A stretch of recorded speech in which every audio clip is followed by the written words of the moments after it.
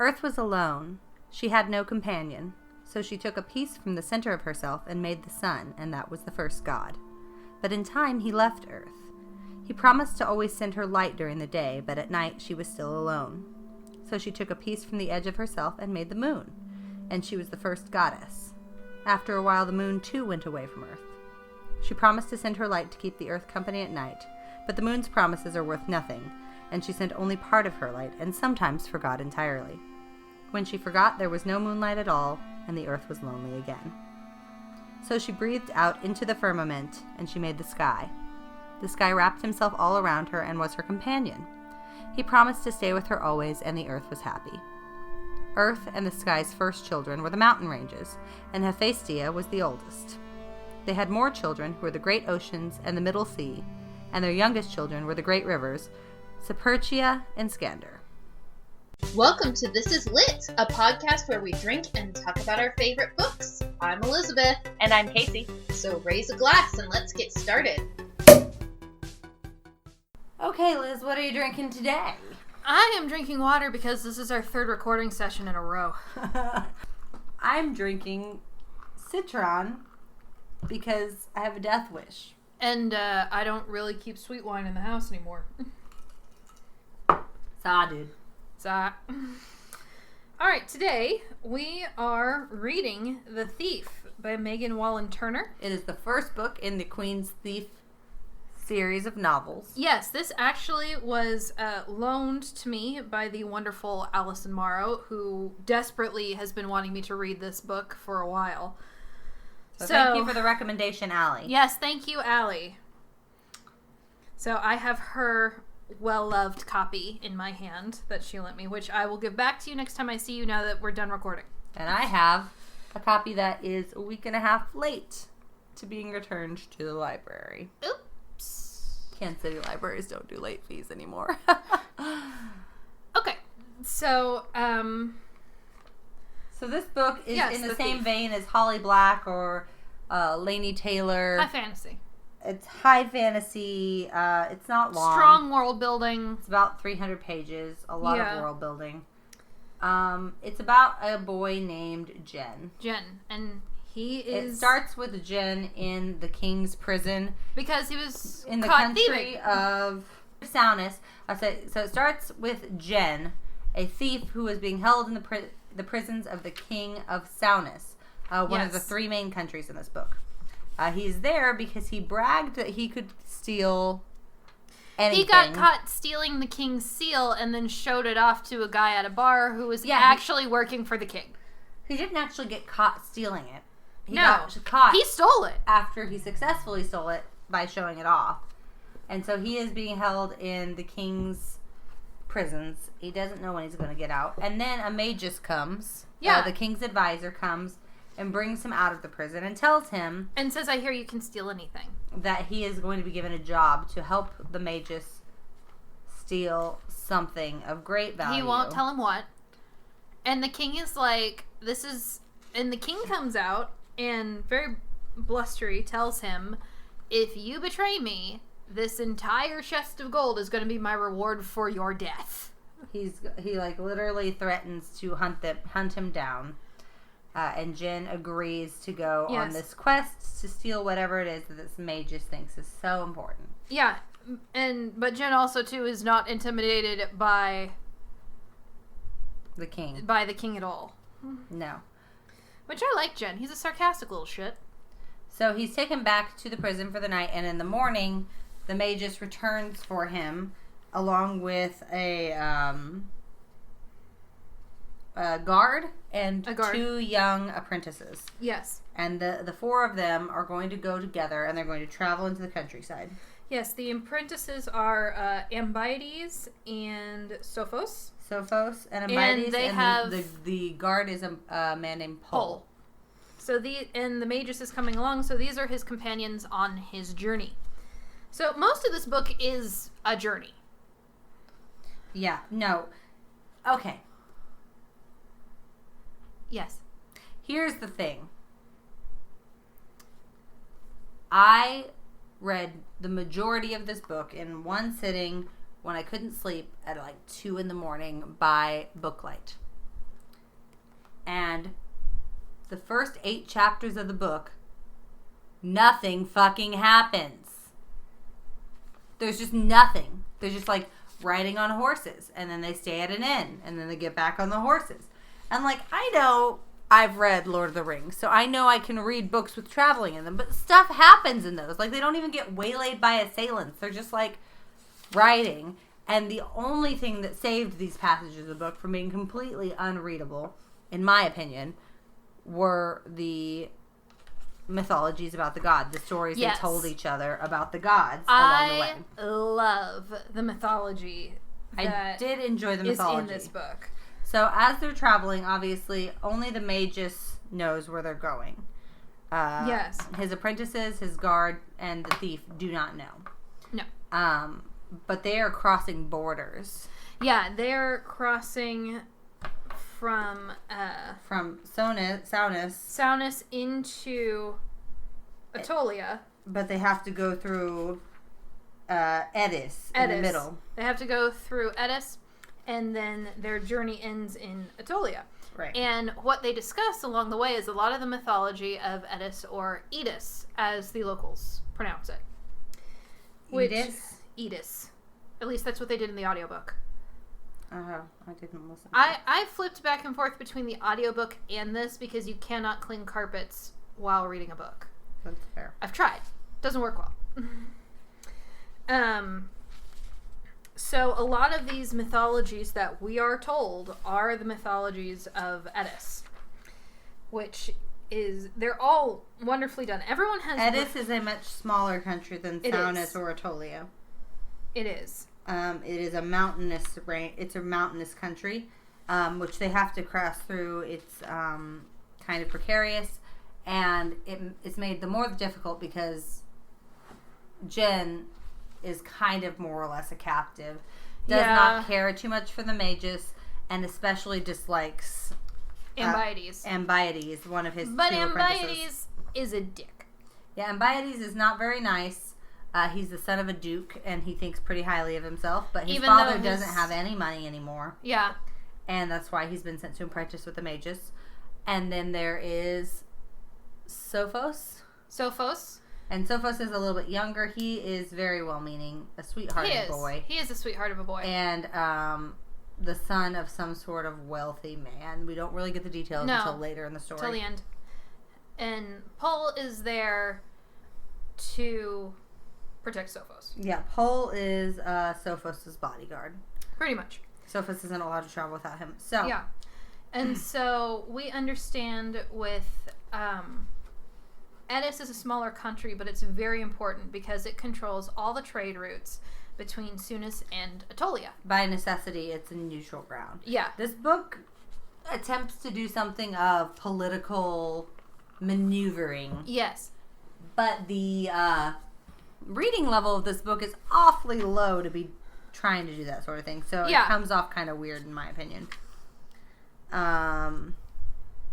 But at any rate, they travel through the mountains and they tell several different stories of the gods. The most important of it, which being about Hephaestia. Hephaestia. And the sky god. Hephaestia is the daughter of the earth and the sky. She's the goddess of volcanoes, and she's head of the Edesian panthology. Yeah, but they say that... pantheon. Yeah, she's the head of the pantheon. And most villages are torn between the earth and the sky for their major god. Because the earth created everything, but the sky created them. Right. So there were some villages... go. There are some villages that praise only the earth for the creation of all, and there are some villages that only praise the sky for the creation of them.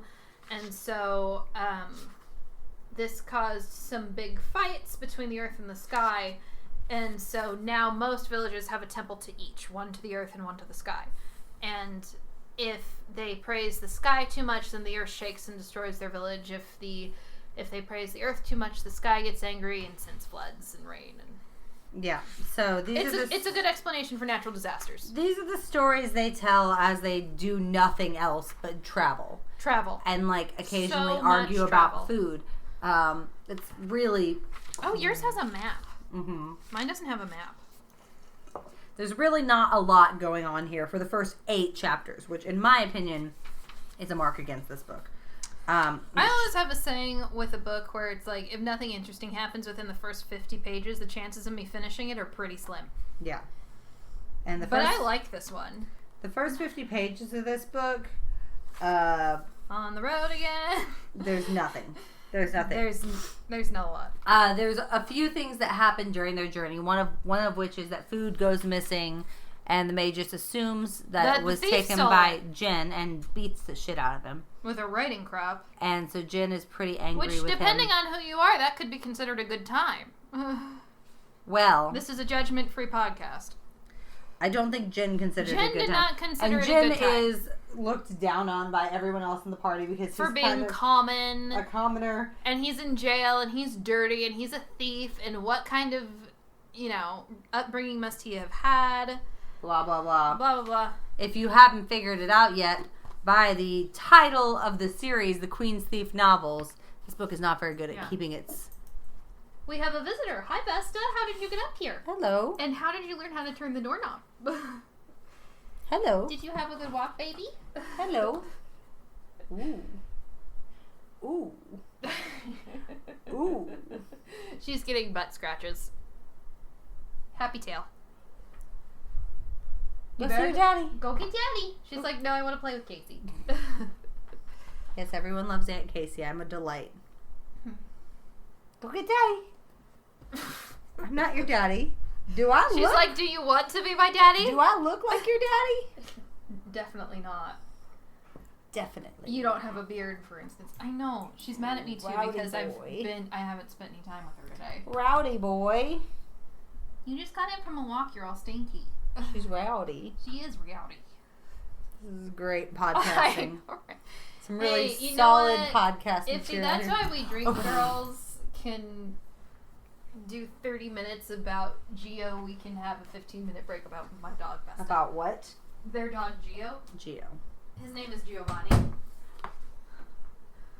I see. Okay, so where were we? Annie Hoodle. The series is called The Queen's Thief. Yes.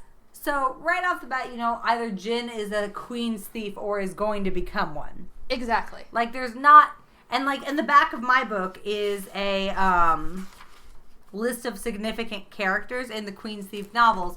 So, it has fucking spoilers for novels further on in the series. What's the publication date of yours? I'm curious. 2017.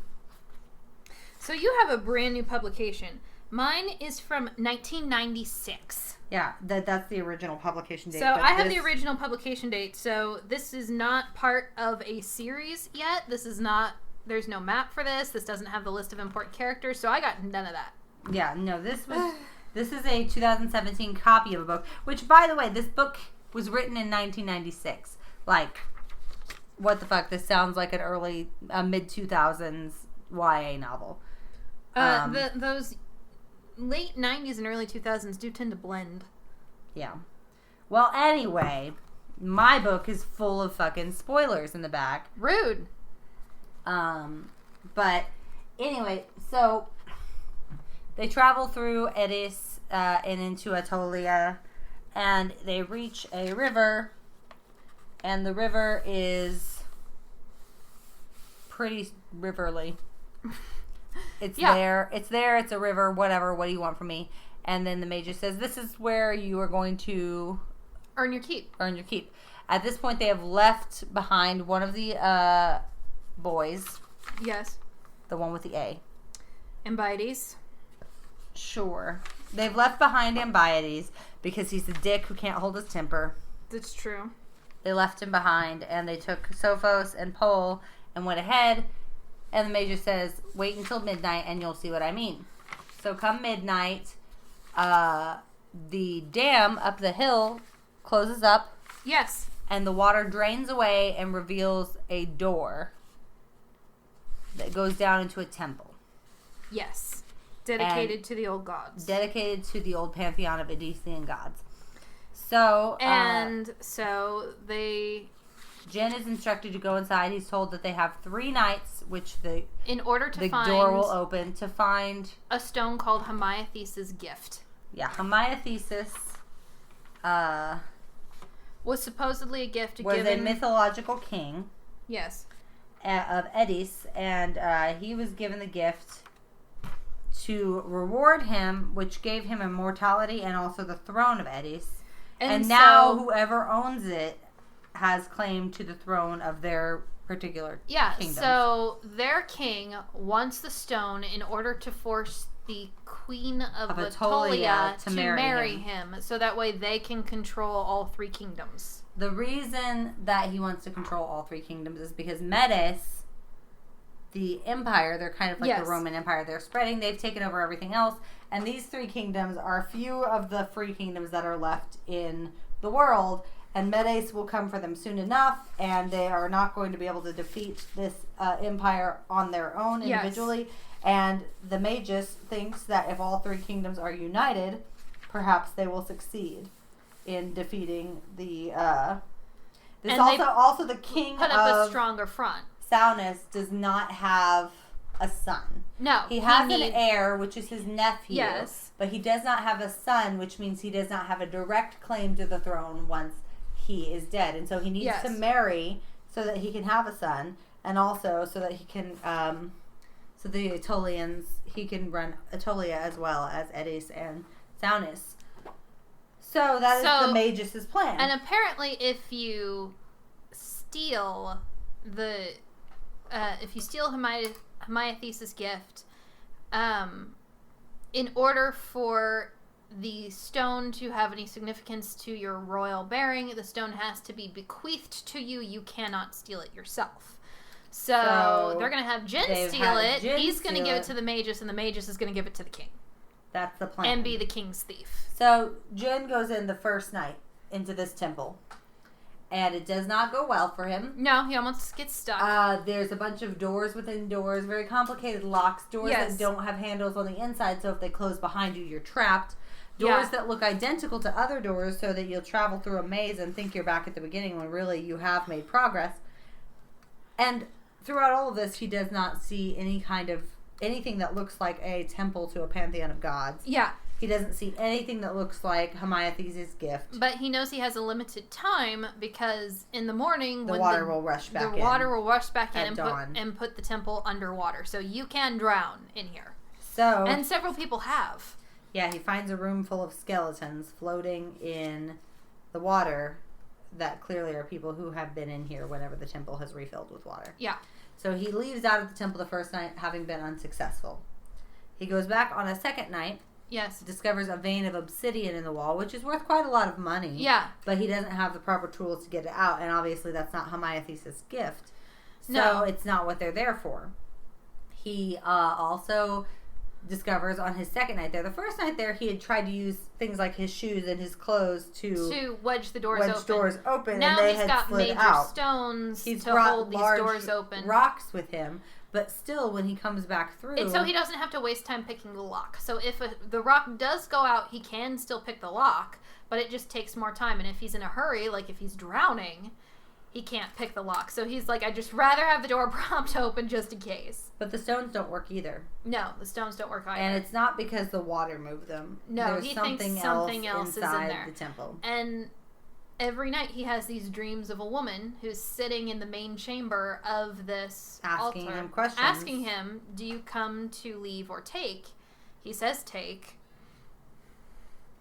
And she's like, writes down his name, puts a little tick mark by it for the first night. Same thing happens for the second night. She's like, do you come to leave or take? He says take. And she puts a tick mark by his name, and then he has a dream before he goes in the third time. She's like, if you come in a third time, you will find what you seek. Do not offend the gods. So the third night, he goes into the temple. He stays much later than the other night. Yeah. And the water is rising. For this is his last chance, and he cannot return empty-handed. He knows if he comes back empty-handed, he's just going to be killed by the king of Saunus. And so he wants Hamayathesis' gift pretty badly, because he's going to be famous. Yeah, and so he stays very, very late, and he's kind of started to give up hope. And then he remembers the vein of obsidian in the wall. Yeah. And he takes a crack at it with his crowbar. Yeah, because he feels like this is more like a window than anything else. And he ends up shattering the vein of obsidian. And finding a staircase. Yeah, he finds a staircase that leads up. And when he gets up there, he finds this room. Proper temple. With statues of all of the pantheon of gods. And they're very realistic statues. They're fully colored.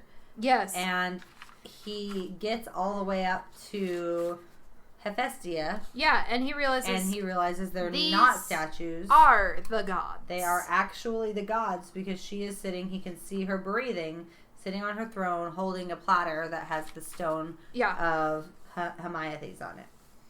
And he is very scared to take it. He almost does not, but Eugenides, the god of thieves. The god of thieves, whom he is named after. Yes. Comes behind him and says, "You have not offended the gods. You can take the stone and leave." Yes.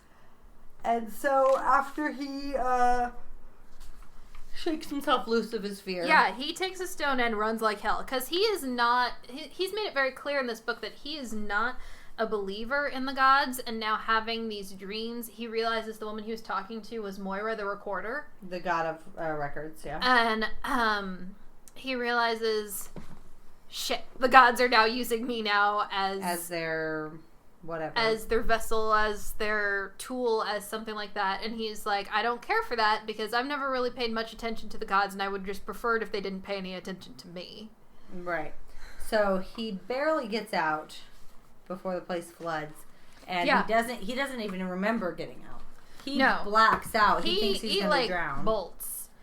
He thinks he's going to drown and he wakes up on the shore just as the mages and Sophos come and find him. And they think he was dead. They thought he was going to be dead. And he's like, bitch, I lived, and guess what? I got the stone. And so he's very excited. He's got the stone. He gives it over to the mages.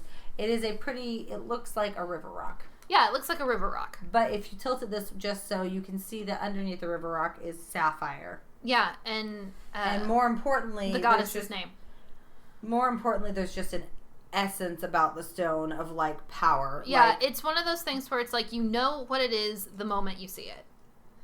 And so the mage just puts it around his neck and they start heading back and then they get attacked by guards from Atolia. Not only attacked, they get arrested by guards from Atolia. Yes. They're all captured and brought to Atolia. Well, there's this whole the guards try and take them, they kill them. Oh, right. And Jen hides in a tree because he doesn't have a sword. And it's by the river. And during this fight, the cord around the magus' neck with the stone gets cut and they lose the stone in the river. So they spend the day searching the river, trying to find the stone. It gets and then dark. They realize they can't stay. They've murdered 4 guards and there's going to be more coming after them. Yeah, and it's also made very clear that his father wanted him to be a soldier, and Jen didn't want to do that. And Jen is just very adamantly against killing. So he's like, I'm not gonna. Yeah. So they carry on, and then it becomes clear that they're not going to escape. Yeah, because Ambiades has betrayed them to Atolia. Ambiades is told about their secret route that they used to get through Edis to get to Atolia, and the guards are waiting for them on the path. Jen has fled into the trees and is hiding. Yeah. And the magus is very mad at him for staying behind like a coward. Well, this causes the death of Ambiades and Pol. Pol kills Ambiades by shoving him off a cliff, and Pol goes with him. Yeah, Pol goes over the edge with him. In order to protect Sophos. And Jen stayed behind because he's like... to save himself. I will... There's a line where it's like, he's like, give me a sword, I'll give you time. And they're like, you coward, you're just gonna run. And there's a little scene where Jen is sitting in the tree talking about why he shouldn't do this and how much he hates the magus and how much he doesn't like Sophos or Ambiades or Pol. And he's sitting there and he's like, I can't believe I'm doing this, and jumps down on the guard anyway. Yeah, and he fights the guards off. He kills one of them. He kills one of them, but he takes down 4 of them by himself. Yeah, he's fully capable. He's fully capable.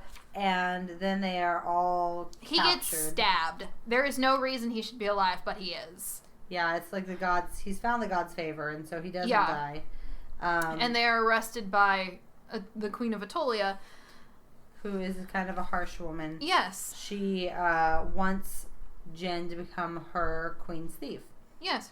And Jen does not want to do it. He's heard he bad says, stories no, thank about you. her. I have a sweetheart at home, and I promised I'd go back to her. And so Jen breaks them out of prison. Yeah, Jen prison breaks the Magus and Sophos, and they flee. They almost get caught, but they go across this weird log bridge that Jen finds in the woods. Conveniently. And they end up in Edis. And the Queen of Edis brings them to her court. Yeah.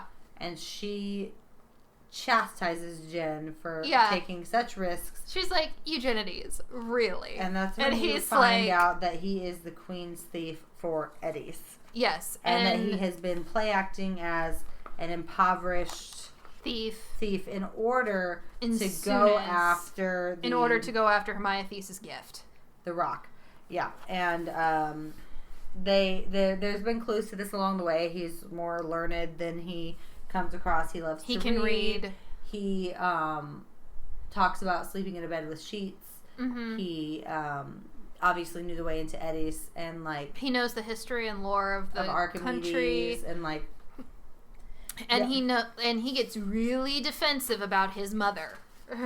Yeah, because she fell out a window or whatever. She fell off the top of the battlements, but she was known as the Queen Thief. Mm-hmm. Because she was of royal blood, and then you find out, oh yes, the Queen of Edis that Eugenides, or Jen, is talking to, is his cousin. His older cousin. And so now the Queen of Edis has Hermiothe's gift. And that means that she's the rightful heir. Is the rightful heir, which means that she can control negotiations with Saunus and Atolia. And the Magus is pretty impressed by this. He's pretty pleased with Jen because even though Saunus has not gotten the stone, it seems very likely that the three countries will forge some sort of alliance that they can go up against Medes. Exactly. And she's like, once I have proven that I have the stone, I'm going to destroy it and make sure the rulers of Atolia and Saunus are there to witness it. Mm-hmm. And then our bloodline will continue just like everybody else's, from mother to daughter, father to son. Yep. And so the end is just kind of talking about, like, if she's going to end up marrying the king of Saunus, or if she's going to end up marrying Sophos, the nephew. She's like, I like Sophos. Yeah, it turns out that Sophos is the king's heir. Yeah, Sophos is the king's nephew. Which, when he's like, the king has an heir, I'm like, it's him. The king has an heir, and he sent him on this journey, which no one has ever come back from. To toughen him up? Seems stupid to me. Yeah. Well, the king of Saunus didn't seem like the brightest bulb in the box at the beginning. Anyway, 5 seconds we know him. We're 30 minutes into this podcast, and we have covered the entire book. Yeah, it's a quick read. It's a quick read. The thing about this book that is infuriating to me, is that there are elements of an interesting story here. I really enjoy the mythology. I really enjoy I don't know. I really feel like there's potential for more interesting information about Jen's relationship with the Magus. It develops over time. Like, this man is treating him like a slave. He beats him. But he also, when he sees that Jen has, like, stayed behind to, like, try and help save them. Yeah, and kept his word. He's very, very sorrowful, and he's very worried about Jen. Like, he squeezes his hand, he wraps him in his cloak, all this stuff. It's like... Well, Jen has shown him loyalty when he has absolutely no fucking reason to. Yeah, it's just... Like, there's potential for development there, but, like... Yeah. They gloss over all of that. Mm-hmm. Like, everything is glossed over until the theft, and then... It's like, oh yeah, here is like all of this political machinations between Atolia and Saunus and Edis, and I'm like, why couldn't we have had some of the internal personal conflict that was happening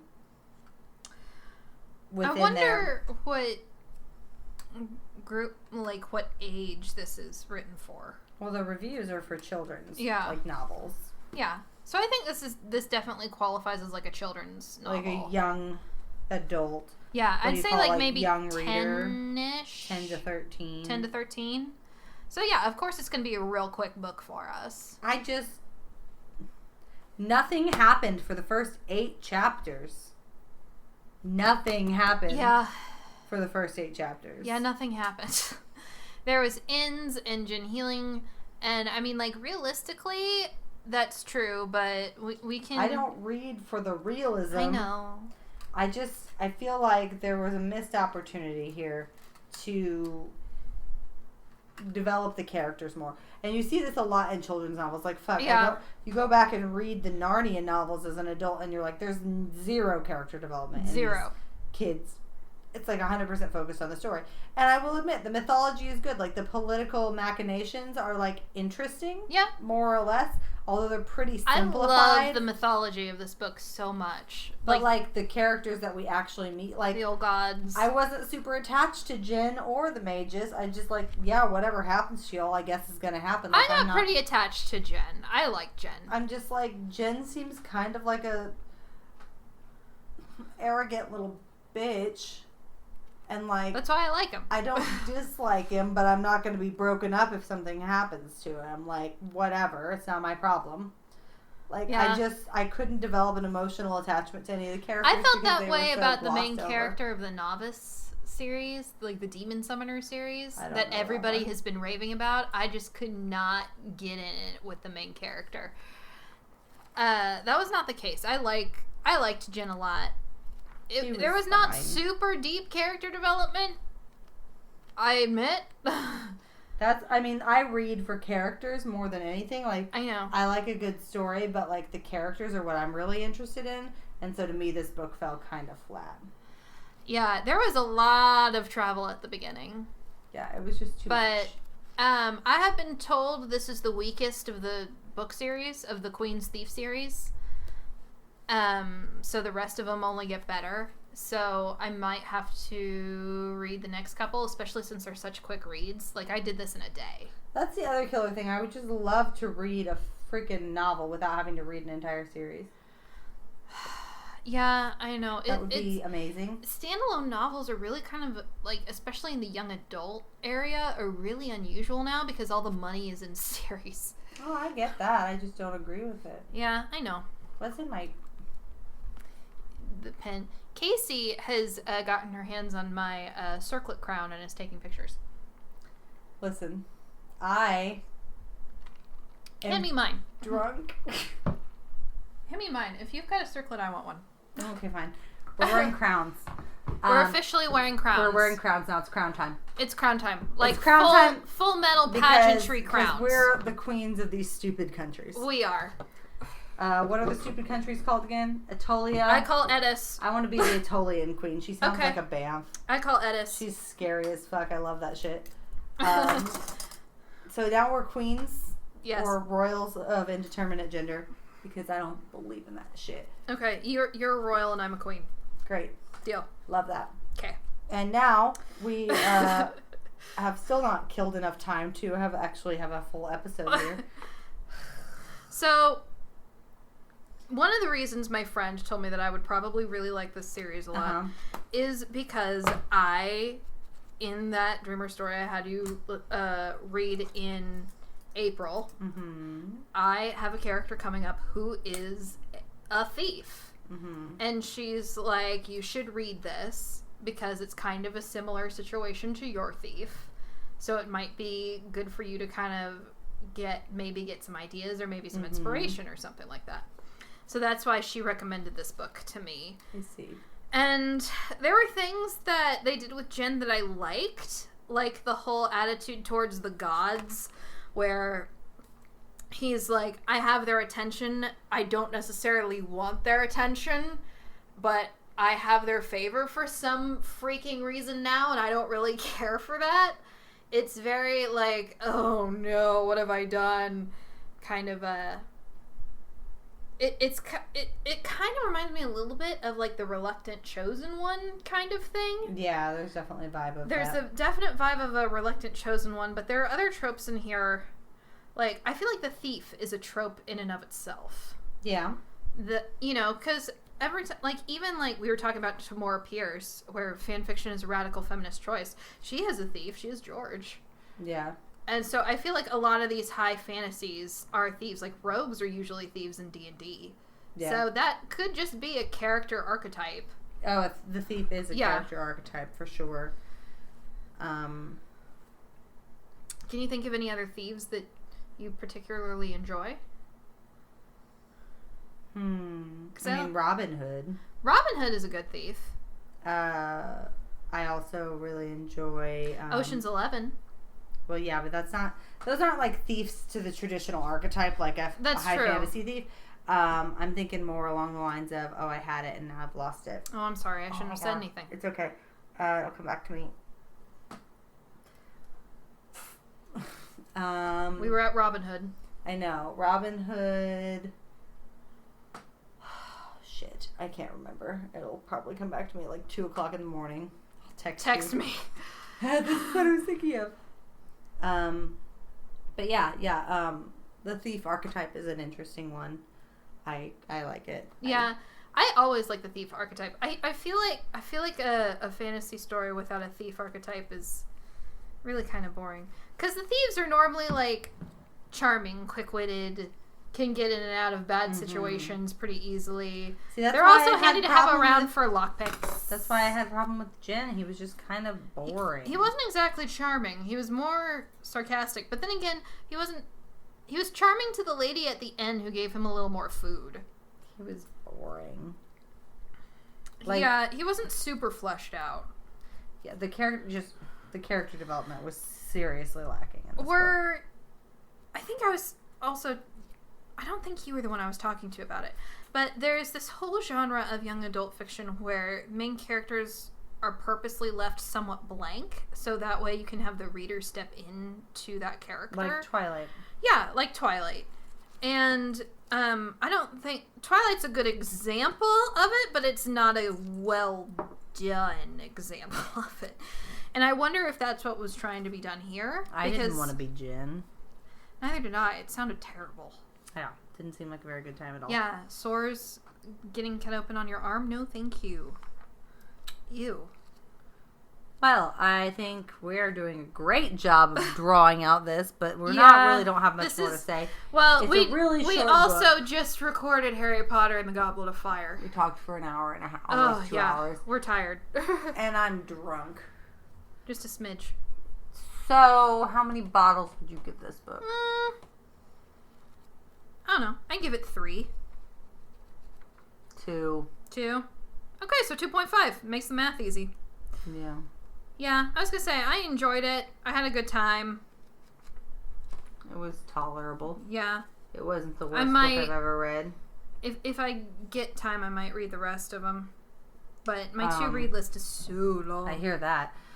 So, if you enjoyed this podcast, you can follow us wherever you get your podcast: SoundCloud, litliteraturepodcast.com, Facebook, Instagram, or Twitter. And if you're feeling exceptionally generous, we do have a Patreon. We are not actual royalty and queen. We do have lives. Casey is getting married. I am having 2 babies. Please help us. And thanks for listening. The next book you'll be hearing from us should be Harry Potter and the Prisoner, or the Order of the Phoenix. Order of the Phoenix. Harry Potter and the Order of the Phoenix will be our next book. Can't believe we're on the 5th one already. And then we're reading Station 11 by Emily St. John Mandel. Which was recommended to us via Michael Sheen. And Michael Twitter. Sheen listened to our podcast. Oh my God. Don't tell him that. He'll actually do it. Anyway, thank you all. Please do. We'll talk about Crowley and Aziraphale. Thank y'all for listening. Have a great day. Fucking cheers. Cheers. Thank you for listening to our podcast. For more information, visit us at litliteraturePodcast.com or check out our Facebook, Twitter, and Instagram pages. And remember, too much work and no vacation deserves at least a small libation. Cheers!